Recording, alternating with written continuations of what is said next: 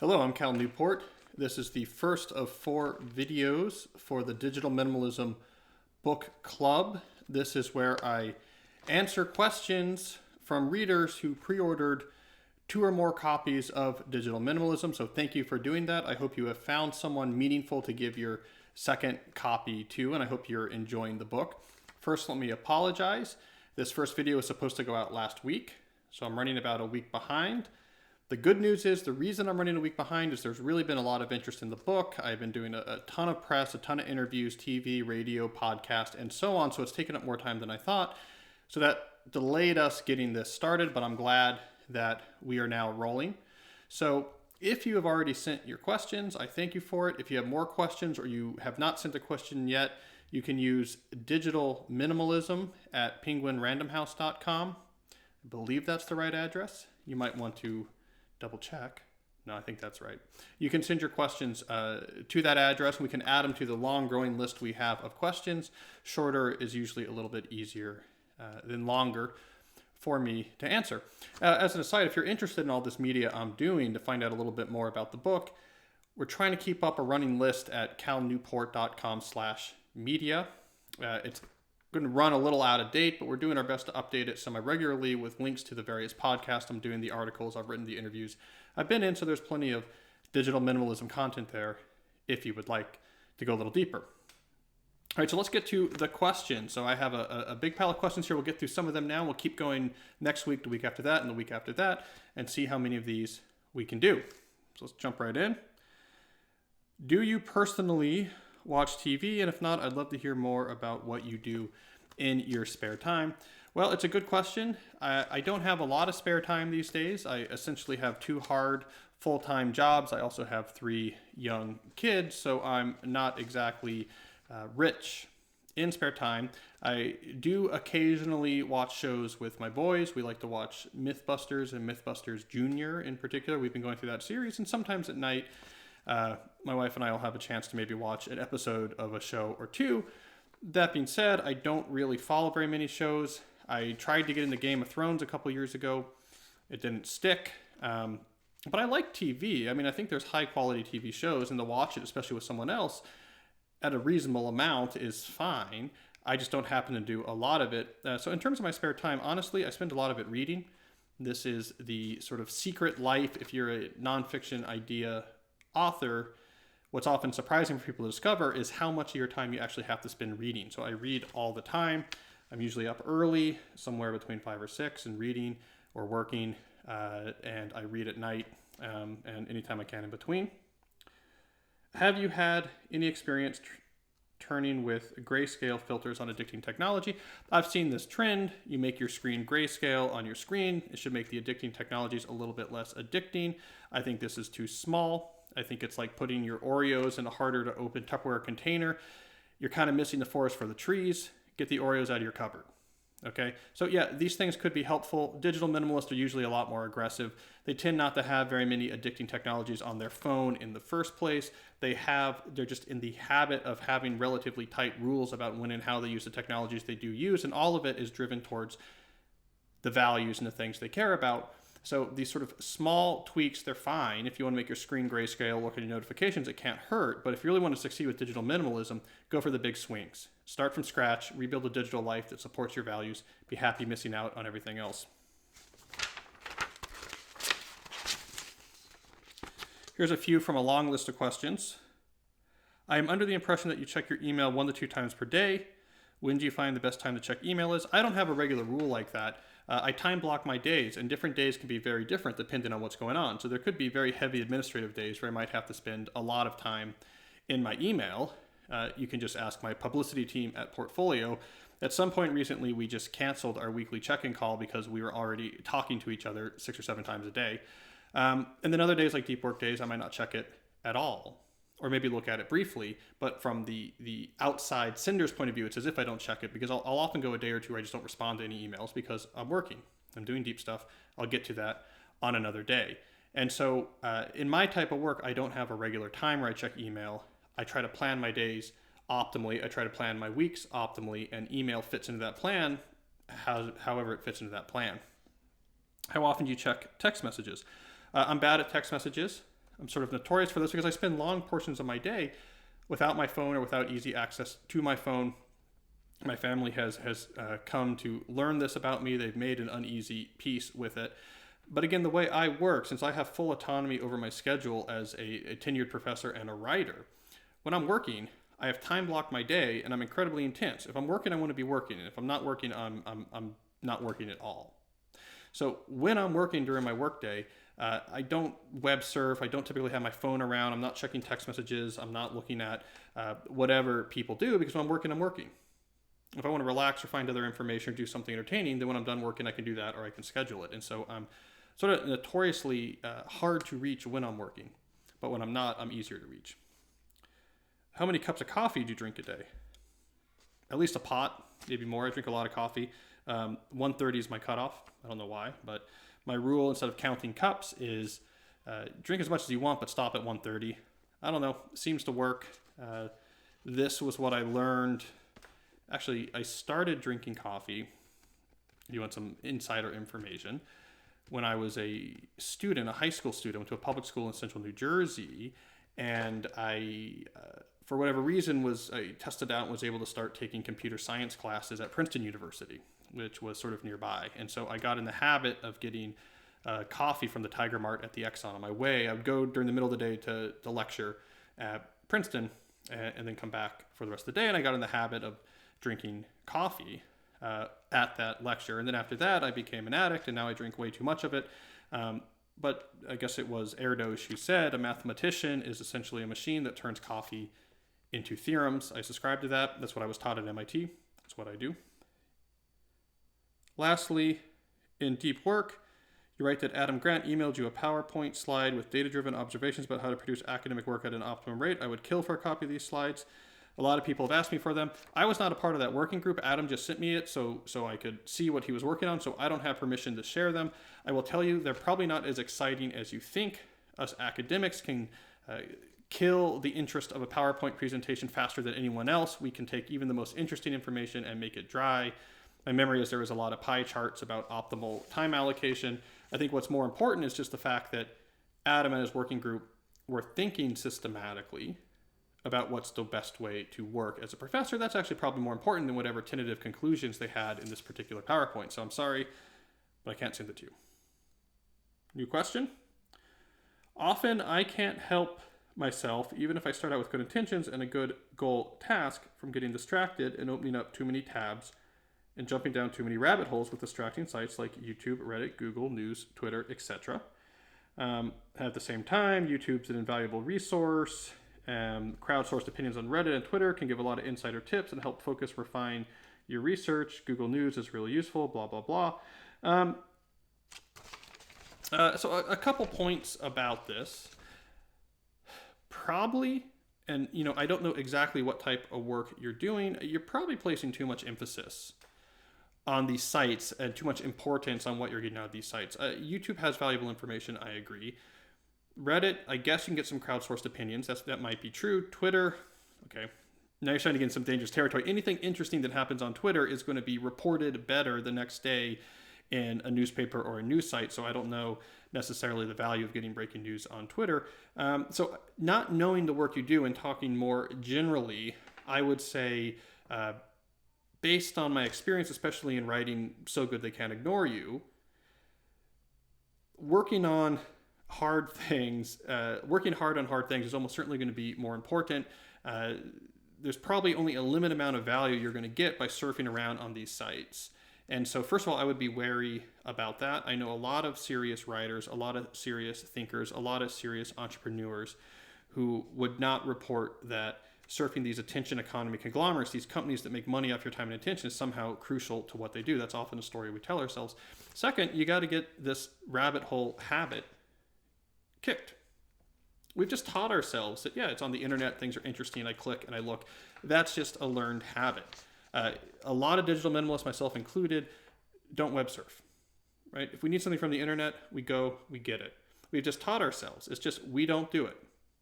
We don't follow weird links. We don't open tabs.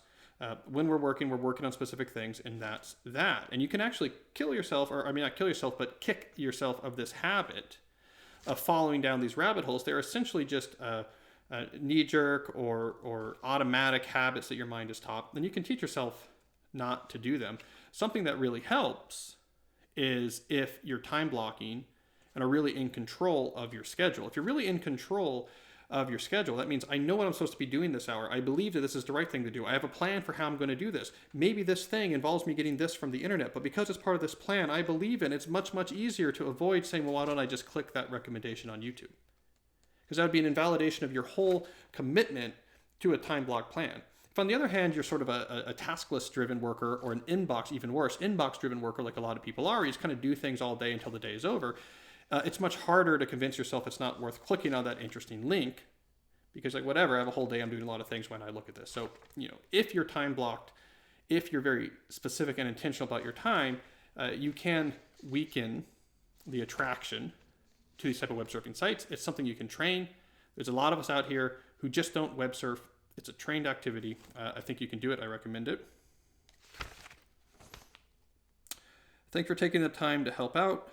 How much time do you take time block scheduling, compiling notes, and end up everything you need to do each day? For me, a lot of the heavy lift for planning is at the weekly granularity. When I make my weekly plan, when I lay out what I'm going to do each day, this is where I really get my arms around everything in my systems and figure out what am I going to do. Then when I get to a particular day, I have a pretty good rough plan, more or less, in my weekly plans. When I'm time blocking, that doesn't take much time. So how long does the weekly plan take? It can be 1 to 3 hours. Now, especially if you're doing it Monday morning, like I sometimes do, it can be very frustrating. So I want to get working. I'm not. Time, just hour after hour. And it's very stressful because you're confronting all these obligations. Now, they're going to get handled well and moved into a plan, but in the moment, it feels like you're overwhelmed and you have no free time, so it can be very stressful. But it's worth it. 1 to 3 hours of weekly planning allows you to get, I would say, 2 to 3x more productive work done in the week that follows. You much more than make up for the time it requires. Now, doing it on a Sunday, like I recommended all the way back originally in How to Become a Straight A Student for students, doing it on a Sunday is probably the best way to do it. Doing it on a Sunday, so it's not eating into your work week. But whenever you have to do it, that's when I find the real heavy lift is. In the day, I don't know, it's all hands on deck. You're working, you're redoing your time blocks, you're capturing, then your day's over and you have to run to do something else. You have to go home for your family. You might not have time to do any sort of serious planning, each day, but each week you can do the more serious lift. Jaron Lanier, the founder of VR, said at a Chicago Humanities Festival talk that he recommends young people take 6 months off social media. I challenged him, saying it was too big an ask. What do you feel is an optimal time for a concerted tech detox? Well, I really dislike the basic premise behind the tech detox. I think it's nonsensical. This notion that there's something that's bothering you so much that you need to get away from it, and yet your strategy is going to be just to take a limited amount of time away from it and then go back to doing it again. That is a weird subversion of the general idea of a detox, which comes out of the substance abuse community, where the idea of a detox in the substance abuse community is, yes, this is going to weaken the compulsive need to use the substance. This then being the foundation on which building a life in which you do not have that substance anymore. So to someone in the substance abuse community, this idea that you're going to say, look, I've got a great plan, guys. We're going to take 6 months off from heroin. Okay, 6 months we're not going to touch it because it's been causing a lot of trouble. It'll just be nice to get a break. And then after the 6 months, of course, we'll go back to use the heroin again. That plan's not going to work very well. And yet, for some reason in the tech community, we've subverted the idea of a detox into being some sort of break. I was just on NPR earlier today doing a call-in show, and someone was talking about how, you should take a day off each week, and that way you'll get this break. But I'm thinking, well, if you're taking this break, why not fix the problem in the first place?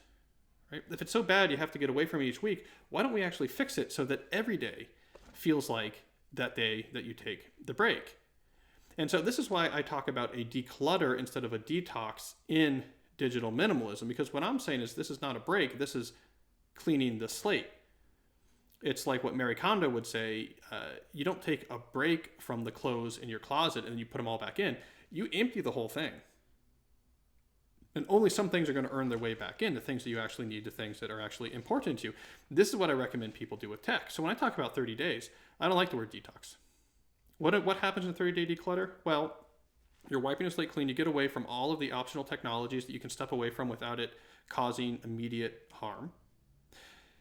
Then you get in touch with the key questions of what am I all about? What do I care about? What do I want to spend my time outside of work actually doing? Experiment with these things, do self-reflection, bring activities in, get together with people, rediscover what you actually care about. Then when the 30 days are over, you say, my closet is empty. And I'm going to rebuild it from scratch with a lot of intention this time. And then you can bring something back in. If you do, you do it only if the particular tech you're bringing back in is a really good way to use technology to help one of these small number of things you identified that you really care about. And it's not just a binary question of which of these techs come back into my life. Once you decide that this is really important, you then say, okay, but how and when am I going to use this technology? Something I found from the 1,600 person digital declutter experiment that my readers held last January is that, very roughly speaking, about 50% of the people, when they were done with the declutter, decided social media does not pass this threshold of being very important to things I really care about, so it's not coming back into my life. The other 50%, yeah, they had some specific use cases.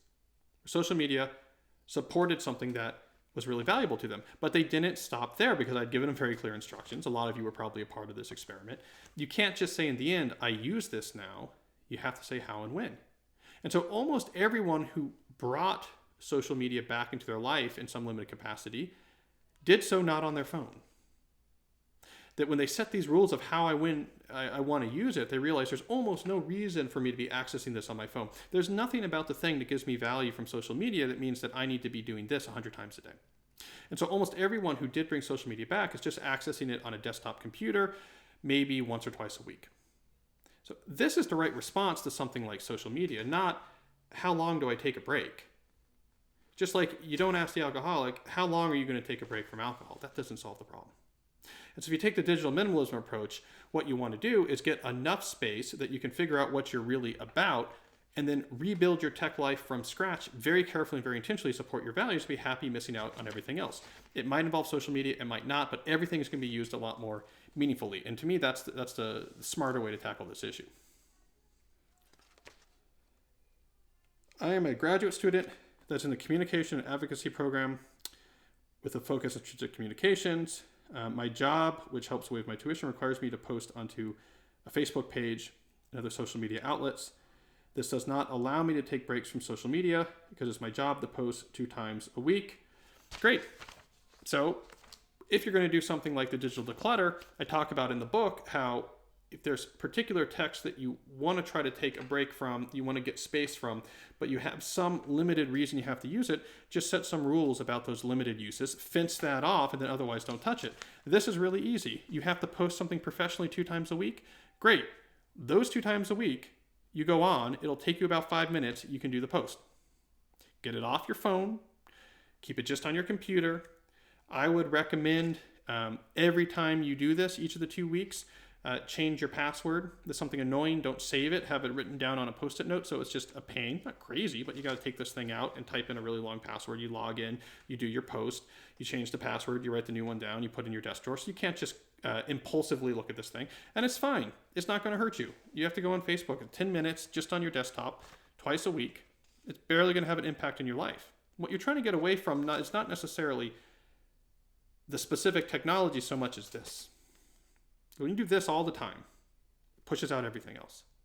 You got to get rid of this, at least long enough that you can figure out what is this everything else and get the everything else back in your life and figure out the everything else that you really care about. And then you can bring back some strategic this and some strategic this to help this. But you're going to be doing it a lot less than you were before and getting a lot more value out of it.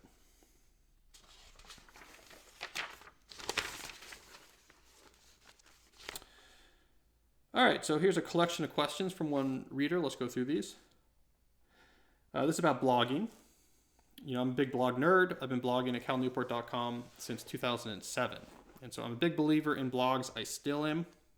I really think it's been one of the more powerful mediums. I think it's a much more effective way of allowing people new voices, allowing expression of ideas, connection to new ideas, democratic publishing, these sort of promises of the social internet. I think blogging encapsulates that 10x better than these giant social media conglomerates platforms do. All right, some questions on blogging. If you started blogging today, would you use YouTube as a medium? I might. I think video is powerful. I think people do enjoy video. Podcasting might be the other thing. It wasn't really around in any sort of significant way when I got started, but I think long form audio in particular right now is incredibly powerful, incredibly useful. So I could imagine that I might have used more audio or more video. Maybe I still will. I just don't have time. If you started blogging today, would you still keep your principles of not using social media to promote yourself? Yeah. You can have your social media followers. You can spend all your time and emotional energy interacting with them. The secret is, it doesn't do that much. Doesn't do that much. Like if you want to try to sell a book and you work tirelessly, to build up a relatively blue check size, not Kardashian size, but 100,000 followers. It's a big deal. You've worked on this. All your emotional energy. You're always on here trying to constantly keep this crowd involved. What are you going to get out of that in the end? Maybe 1,000 book sales if you're really lucky and they're really engaged. 1,000 book sales is nice, but deep work has sold 300,000. So I think we're overblowing the idea that you as the content producer being on social media is that important. Now, because everyone uses social media, I will say it's a nice vector for other people to talk about your stuff. One of the big ironies of the digital minimalism launch is that we're getting covered a lot in social media. Even though I don't use social media and I advocate people use a lot less, stuff spreads on it. And so I would focus more on producing stuff that people are going to want to spread on their social media account than focusing on, I need to have followers and somehow my direct interaction with these followers on social media is going to make a big difference. If you really care about something like book sales, for example, the secret is now the publishing industry actually cares a lot more about email lists than they do social media followers. Really big social media followings don't necessarily result in a lot of book sales. Giant email list really do. And what's the best way to get email list? Have a really good blog, right? Ask people on the side, hey, you can sign up if you want this content. If you want an email so you don't have to come back to the blog, sign up here. Still the best way to get an email list. Can't do it on Facebook, can't do it on Twitter. They don't want you to do that. They want everyone in the platform reading you on the platform. You're in the blog, your server. You can do what you want. You own the people, you own the content, you own the email list. I'm telling you, if you're interested in taking advantage of the internet to produce content and find a user base, don't do it in a social media ecosystem. Gather email addresses, not followers. Do you think that your career as a writer hurts your academic work? After all, it's taking time away from your academic work. Probably. I mean, it helps in some sense. A lot of what I write about, because it comes out of my own interest, makes me better at being a professor. Deep work.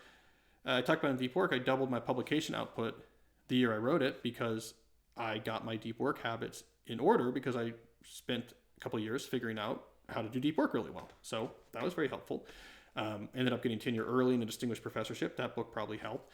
Digital minimalism helps me keep the digital side of my personal life contained and supporting my values and not taking away my time and distracting me too much. That's probably useful for my work. On the other hand, yeah, it does take time to write these books. And so I'm probably trading some papers for those books. But I think it's also a valuable output. I'm a technologist. I'm a computer scientist. I think it is eminently reasonable for a academic computer scientist to also write public-facing work on how these new technologies impact society.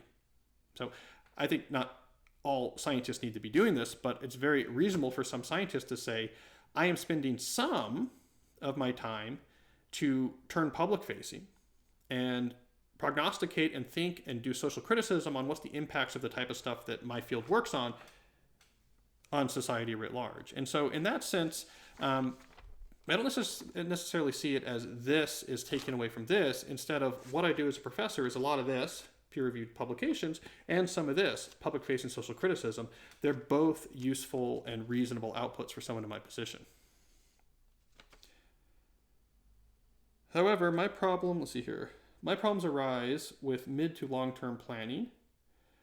Right now I'm using programs like Evernote to write down my ideas and projects, but I am missing a structured way to incorporate it all in my mid and long-term planning. Are there other digital tools except for a calendar to structure your mid and long-term plans? Do you also do this in Workflowy? No, Workflowy is tasks. I love Workflowy for tasks.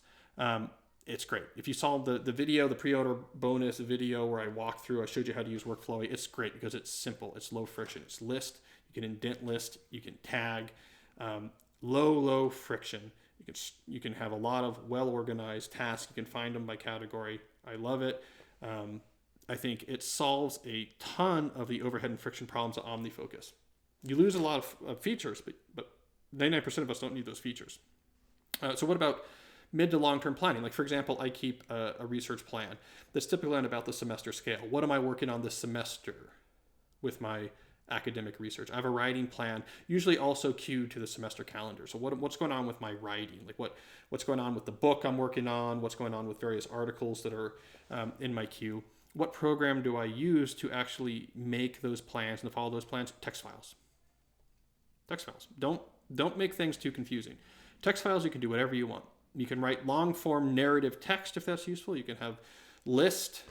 I want to do this, and this. You can bold headers. You can do whatever you want. Incredibly flexible format. All of my mid to long-term plans are just in text files. I have a bunch of them. Easy to edit, completely expressive, zero friction. I can do whatever I want in those files. So don't overthink that. Text files are an incredibly powerful tool. So Workflowy has your tasks. Text files have your weekly plans and your mid to long-term plans. Just put them in text files. Sometimes I email them to myself. Some things that are more persistent, I used to keep them in Google Drive because I would sometimes access them from different computers. However you want to do it, I don't care. But use text files for almost any type of planning, except for, of course, appointments, things that are fixed on specific days, specific times, that goes on a calendar. Almost everything else I do in text files. Daily plan, of course, I do on paper. I time block. Why do I do it on paper? Well, I like the visual of time blocking, and I can do that with a pen where I can't type it. Though you can type out time blocks, is fine. You just say 9 to 10 do this, 10 to 11 do this. But I do time blocking on paper because it's on the scale of a given day, and there might be a long periods in the day where I'm not near a computer, don't want to be near a computer. So I want my daily plan to be on something I can have with me everywhere. Above that scale, I'm basically in text files. All right, let's see what else we have here. Let's do one or two more for this video. A lot of great questions here. So much of the problem you're writing about comes down to regaining and increasing individual attention control, with the common solution theme being the conscious crafting of a life environment with minimal distraction. Do you think meditation could be the other side of the coin flip for this solution as a way to increase our base level resistance to distractions and attention traps? Probably. Yeah. So I wrote something not too long ago, a blog post that was not critical of meditation, but just asking some questions about, is meditation right now being more palliative to instrumental, mentioning a discussion that Sam Harris had with Stephen Fry. I found out two things. A lot of Sam Harris fans also read my blog, and two, they trust him much more than me than when it comes to issues of meditation. Almost none of them agreed with me. So I'm probably not the best source for you on advice of meditation. I know a lot of high achievers that do it. So I think that's good. And so it could be a useful tool. I, for example, am a big proponent of productive meditation, where you actually go for a walk and try to keep your mind focused on one problem, and you practice bringing your attention back. It actually makes you better at concentrating. So I think that can be very effective. But minimalism more generally is itself a tonic to a lot of this pull to distraction.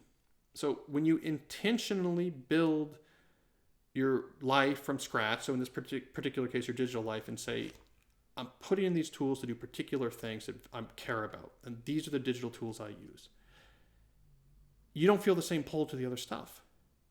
Because you have intention. I'm using this, and this in these ways for these reasons I really care about, and that's it. And that's the whole ball game. Right? So like, Twitter is not in my world. As a minimalist, there's no thing I really care about that Twitter is the best way to use technology to support it. So I actually don't have to worry about it. I don't feel a pull to Twitter because I know what I'm about and I have my plan. So meditation could be a useful tool, and I'm all for it. Look at what Sam has to say about it because he knows a lot more about it than I do. But what's the underlying problem? What is it that has you keep coming back to all of these other types of things on the internet? Well, I think it could be a lack of a clear answer to, this is what I'm all about and this is how I'm going to get there. This is what matters, and I can ignore everything else. Once you buy into that philosophy, it's much easier to use tech much more intentionally. Once you no longer see it as the default activity you do to escape, but instead see it like the craftsman who opens up their woodshed and they see all these tools on the wall and say, great, that's exactly the chisel I need for what I'm doing right now. Okay, I'm done. Once you see your computer like that, and not just, this is an escape, a lot of these issues aren't as big. Ability to concentrate goes up. You don't feel pulled. You don't feel distracted. So long term, a minimalist foundation for your digital life is going to be incredibly effective. And so, I mean, just an aside, the critique I had in that blog post is that if you don't fix these underlying issues, for a lot of people, they're using meditation in a palliative way, that they're trying to help compensate for the anxiety or stress of this constantly divided attention, and hopefully just to get some more ad hoc resistance to being distracted. And that's where I'm saying we'll solve the underlying source of the anxiety and stress and distracted pulls, and you won't have to have this palliative cure. The feedback I got from Sam's audience, which is of course fair, is that, okay, yes, but that's sort of the beginner intro approach to meditation. A lot of people use it to achieve much more beneficial things, to essentially achieve a sort of secular, contemplative, or religious style experience, to move yourself into a higher state of awareness. I mean, there's a lot of historically and today uses for meditation that are well beyond just instrumentally, I want to be better at focusing or less distracted. And that's true. And that's what I don't know much about. Sam's book, Waking Up, is all about that. But just in the context of, how do I stop looking around at everything? How do I stop being anxious? How do I stop being distracted? Fix the foundation. Fix the foundation. That should be the first step. All right, let's do one more question for this video. This looks like a business proposal. Okay, I'm not going to read that. Yes. On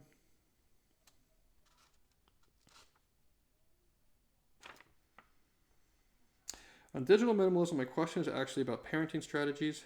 We have 2 tween daughters, and the lure of the iPhone is almost irresistible to them, even though they don't have social media accounts, and we keep fairly rigid screen time limits. Honestly, I'm more worried about shaping their underlying attitudes toward these devices than just curbing their outward behaviors through a bunch of restrictions. Do you have any thoughts about how parents can instill and promote healthy attitudes toward technology in their kids? So I talk about Adam in the book, who I actually met at he actually came. I've known him, I've interviewed him, he was in Deep Work as well, but he came to one of my events when I was in New York during the launch week. Adam was worried about this. He got rid of his iPhone. He said, I don't know, I can't just be giving restrictions to my tween daughter. I can't, and I met his daughter at the event. It felt disingenuous because I was doing this all the time. So I got rid of it, and it was a pain because he runs a business, he owns his own business. Text messaging is key. And he said, it was really hard. That's what he told me at the time. And man, to do it on the nine digit thing where you have to press it 3 times, the cycle through the 3 letters associated with each number, it's a pain. Though I talked to him, after the book came out recently, he said, yeah, I'm better at it now. But he made that sacrifice because he wanted to demonstrate to his children, life without always doing this. Now, most people aren't going to get rid of their smartphone, but what you can do, and what I recommend, for example, is the foyer method. In the foyer of your house, you come in your front door, your back door, and there's usually some sort of like table where you put the mail or whatever. That's where your phone goes. When you're in the house, that's where your phone goes. If you need it for something, you can go to the foyer, you can use it in the foyer where no one can see you. If, hey, someone might call that you really need to know about, put the ringer on. And if you hear the ringer, you can go in the foyer and you can take the call. If you hear, but it's not with you anywhere else. And so your kids don't see you doing this all the time. I don't know any other way to sell the message that this isn't good than not doing this around your kids and in your house. We make lots of sacrifices for kids. Kids are a gigantic source of sacrifices. Things that you have to do that make life much more difficult. That's sort of by definition parenthood. So here is something that, would also make your life more difficult. You might miss some things. It's a bit of a pain. You keep the phone in the foyer. It's not completely cutting you off, but it's much more of a pain. But you know what? That's probably number 45 or 50 on the list of the top 100 sacrifices you're making on behalf of your kids. So I think we can do that. And so that's what I'd recommend now. By the way, if you want my prediction, I think 3 or 4 years from now, the idea that a tween would have a smartphone at all, I think our culture is just going to shift on that. We're saying, no, yeah, here's a very nice phone that you can text message me when you need to get picked up, and that's it. It's not that interesting to look at. There's nothing on there except for the text message and maybe like a snake game like they used to have on the old Nokia phones.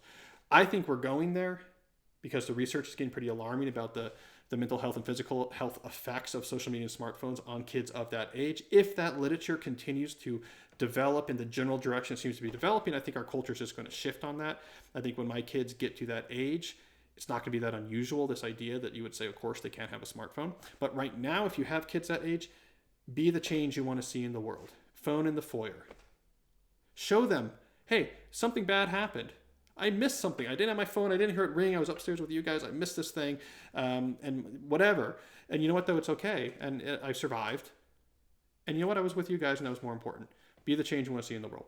Okay, so there's a lot more questions here. You can send more questions if you have them. Again, I believe the address is digitalminimalism@penguinrandomhouse.com or whatever. I believe that's the address they gave you when you filled out the form. So send more questions if you have them. In about a week, we'll be posting the next video. And thank you for your attention. Talk to you then.